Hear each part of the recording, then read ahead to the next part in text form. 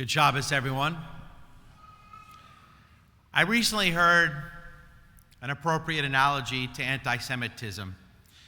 Where anti-Semitism is like a volcano.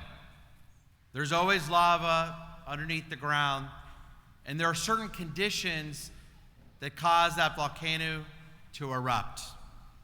And one condition, as we've seen again and again, is when Israel is at war. 2 weeks ago, when Israel was at war with Hamas terrorists, there were nearly 200 incidents of anti-Semitism in 1 week across the United States. An 80% increase in anti-Semitic attacks in the month of May. Jews were attacked across Europe, and here in the United States, social media was on fire. Tweets like "Hitler was right" were sent across the world. Tonight, there are 2 points I want to make, followed by something I believe we can all do to fight the current rise in anti-Semitism. Number one, let us remember that anti-Semitism that we see today, it's from both sides, from the extreme left and from the extreme right. On the far left, the hyper-focus on Israel inevitably ends up hurting us.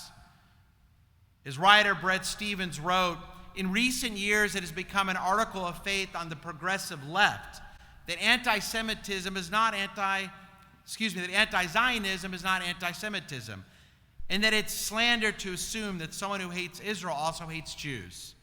But not everyone, he writes, got that memo. Not the people who waving Palestinian flags and chanting "death to Jews," according to a witness, assaulted Jewish diners at a Los Angeles sushi restaurant. Not to the people who threw fireworks in New York's Diamond District. Not the people who brutally beat up a man wearing a yarmulke in Times Square. Not the people who drove through parts of London cursing at Jews. And not the people who at a protest in Brussels chanted "Jews remember Khaybar, the army of Muhammad is returning." Yes, there's always been a transcendent difference between criticism of Israel politics and policies undermining the Jewish state.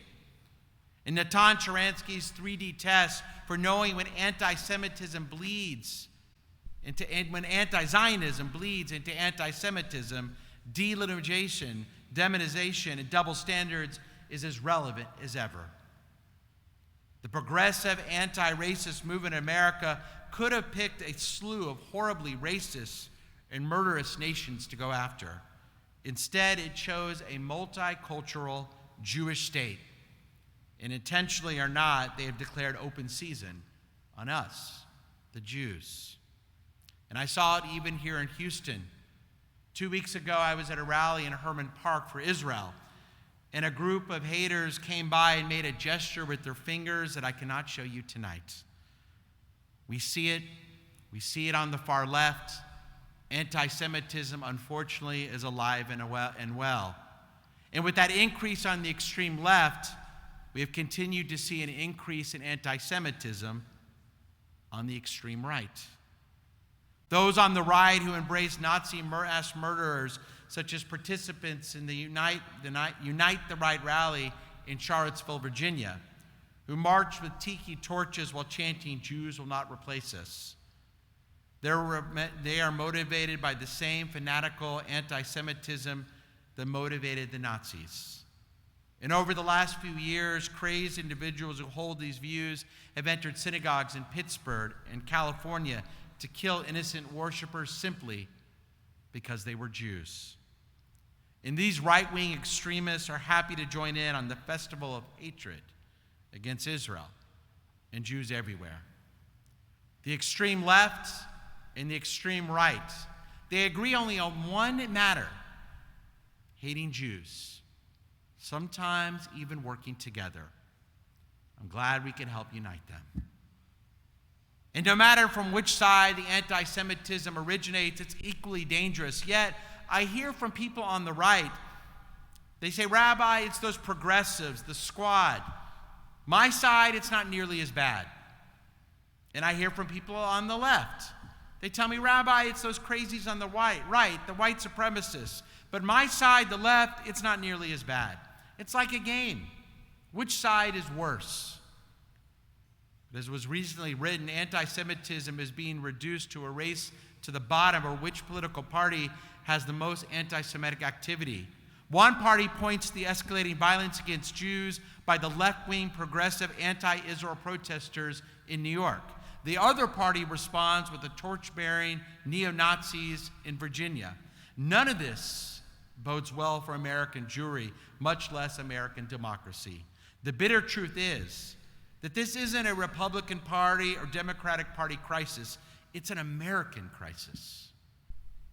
And we're turning anti-Semitism from what it is, hatred of Jews, to what it should not be, a matter of partisan bickering. The more attention we give to finger-pointing about which party's anti-Semitism is worse, the more we legitimize anti-Semitism. Can we come together on this? And whether anti-Semitism is from the extreme left or the extreme right, they're both equally dangerous. And unfortunately, it's been on the rise in this country for the past 5 years. It really is remarkable. You have to hand it to the anti-Semites out there. When battles and wars break out in Israel, both sides, here and throughout Western Europe, have used it to hate on Israel and unfortunately, and at the same time, to hate on all of us. For centuries, we were persecuted for being a minority in the lands of others. But now, in this world, we're hated for being a majority in our own homeland. As Israeli author Amos Oz once observed, the walls of his grandparents' Europe were covered with graffiti saying, "Jews go to Palestine." Now they say, "Jews get out of Palestine." And now, while they tell us to get out of our ancestral homeland, those on the extreme left accuse us of being wealth-obsessed colonialists who are opposed to the social and economic betterment of the Palestinians. And those on the extreme right, they claim we're inferior in our genetic makeup, yet we are so intelligent, they claim, we control the world with our unique cleverness. It makes no sense.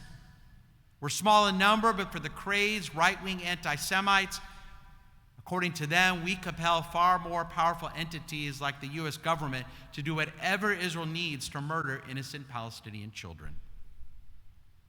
Yes, Israel hatred is very much like Jew hatred. The haters will always invent false and completely insane and ridiculous reasons to despise us.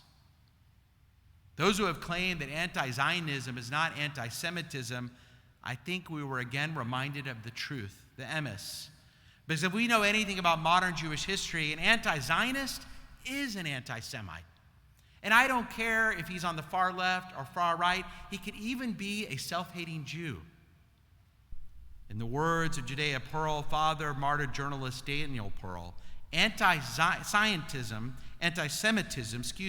targets Jews as individuals. Anti-Zionism targets Jews as a people. And that brings me to my second point.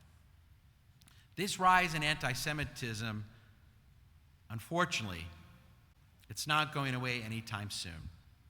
I hate to share such bad news on a beautiful night, but we need to know the truth because Hamas, Hezbollah, Islamic Jihad, Palestinian extremists, they're in this for the long haul. They don't hide their true intentions. You have to admire at least one thing about Hamas. They're honest. You can find it online tonight or after Shabbat. Article 6 on their website of their Hamas charter, a disgusting document, explicitly notes that their goal is to raise the banner of Allah over every inch of Palestine. That doesn't mean the West Bank or Gaza. That means Tel Aviv and Lod and Jaffa and Haifa and all of Jerusalem. And that, by the way, doesn't mean any compromise with Israel. When they chant from the river to the sea, Palestine will be free, they say what they mean. As the Hamas co-founder, Mohammed al-Zahar, may his name be erased, explicitly told British TV last week that Israel has no right to exist whatsoever and the Jews should pack up and leave. So this is not going away. And yes, there are moderates in Palestinian society who want peace. Innocent Gazans who, like us, simply want to raise family and live peaceful lives. I feel terrible for them. Because when they speak up, Hamas kills them, arrests them, puts them in jail. But let's get one thing straight.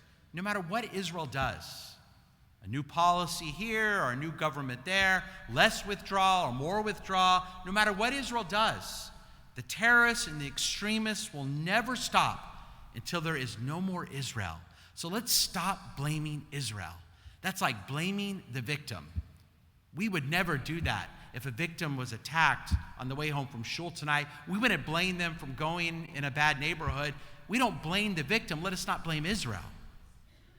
As the columnist Frank Fleming, he got it right when he recently wrote this past week. This was great. He writes, I think you're always going to have tension in the Middle East when there's people who want to kill Jews and Jews who don't want to be killed, and neither side is willing to compromise. No matter what the Twitter mobs, or excuse my language, idiots like John Oliver or Trevor Noah have to say, when it comes to our survival, there is no room for compromise. When Jews in our homeland have to hide in shelters, when families have to spend days on ends, imagine being there with your children or grandchildren. We do not have to apologize for defending ourselves while trying to save innocent Palestinian lives in Gaza. My friends, that brings me to something we can all do to respond.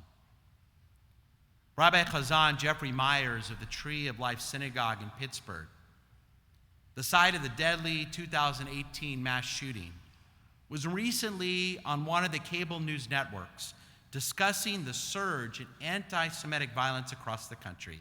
And I love what he said. His response to anti-Semites, when they do more evil, I do more Jewish. I cannot agree more with his answer. When they do more evil, let's not hide our Judaism. Let's not be embarrassed. Because over the centuries, we tried that approach. The secular, very secular Jewish community of Berlin tried that in the 1920s and 30s. It didn't work out too well. And let us not believe that anti-Semitism would go away if we kept our head down and didn't make waves. As the great Rabbi Abraham Joshua Heschel once said, the opposite of goodness is not evil. The opposite of goodness is silence. Today is not the time for silence. The great Jew haters of our day and age, they are coming after us. No matter how involved we are, no matter where we side politically, no matter what we think of Israel's policies, they are coming after us simply because we are Jews. And Israel's ongoing war with Iran, Hamas, Islamic Jihad, and other extremists will not end until we defeat them. And no matter what we do, anti-Semites will find reasons to hate us. So in response, I say, can we be more involved? Can we be more Jewish? Can we support organizations like Federation and ADL and AJC and AIPAC? Can we rally for Israel, getting the truth out of what is really happening in our homeland with our neighbors and our friends and our business colleagues? Because if we don't do it, who will? But primarily, our number one response, when they do more evil, we do more Jewish. Because isn't that the secret of Jewish survival? We have never given up. Instead, we have persevered and maintained our traditions in the face of even greater obstacles over the centuries, for thousands of years. That's why we are still here tonight, celebrating this beautiful bat mitzvah. Let us never give up, because we do have many friends, we do have allies, and we have the power and the strength and the faith in God and the power of our tradition behind us.